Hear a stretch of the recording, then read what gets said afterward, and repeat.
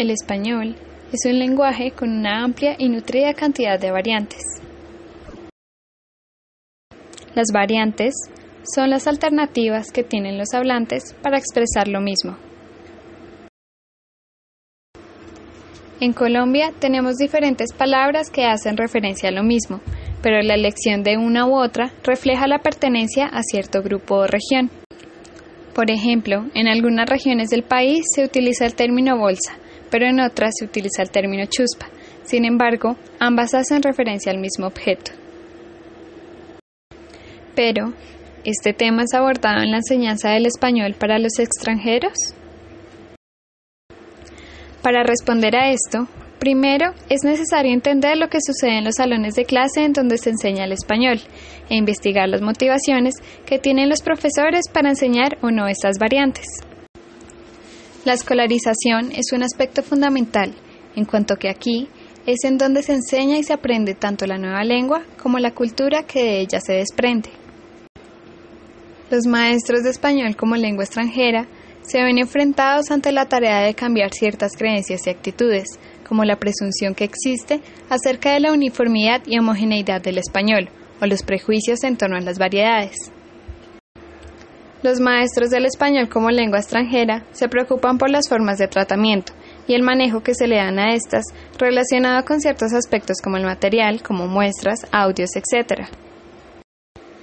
Las actitudes del profesorado, la elección de una norma determinada y demás, que resultan importantes a la hora de determinar cómo se abordará el tema y cómo se va a estudiar. Tanto los maestros como los materiales de enseñanza del español como lengua extranjera deben adaptarse a la lengua y deben tener en cuenta las normas de la realidad en la cual se encuentran, además de las necesidades de los estudiantes.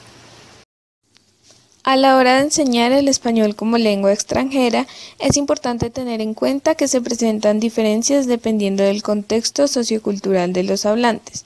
Factores como la región, el grupo social al que pertenecen o incluso el estrato son factores que tienen un papel importante en la variación. A pesar de que las normas lingüísticas tienden a ser establecidas por ciertas instituciones u otras organizaciones, se debe tener en cuenta que son finalmente los grupos sociales quienes determinan qué variantes son aceptadas y cuáles no. Es debido a este componente social que tienen las normas lingüísticas que en el estudio y la enseñanza del español como lengua extranjera se debe hacer la aclaración de que existe una pluralidad en las normas. Es precisamente debido a la variedad que se presenta en el español que los estudiantes se pueden ver abrumados, por lo cual los maestros son quienes deben encontrar la manera de relacionar a los estudiantes con las variantes de manera que éstas no parezcan un tema abrumador. La variación idiomática debe dejar de mostrarse como simples datos curiosos y darle el valor que se merece, es decir, el valor que tiene dentro de la sociedad. Algunos opinan también que lo más conveniente sería exponer a los estudiantes a la mayor cantidad de variantes y dejar que sean estos quienes elijan, basados en sus motivaciones personales, cuáles variantes utilizar y cuáles no. Sin embargo, se ha visto que la actitud ante las variantes es transmitida y es en el salón de clase donde se encuentra el ambiente más rico para generar creencias, valores y convicciones hacia estas.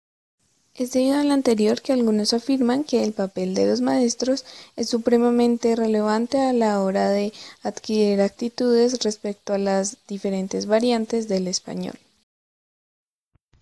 Hoy aprendiste que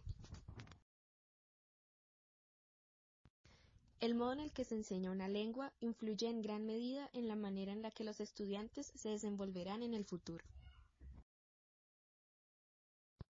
Por esta razón, toda enseñanza tiene que apuntar hacia el cuidado de la lengua atendiendo a las situaciones locales, la edad, las habilidades y los modos de aprendizaje de preferencia de cada estudiante.